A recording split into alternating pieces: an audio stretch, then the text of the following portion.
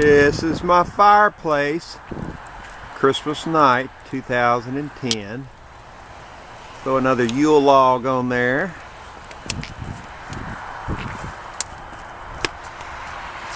A swimming pool you wouldn't want to swim in. And there's where it's all at. The family.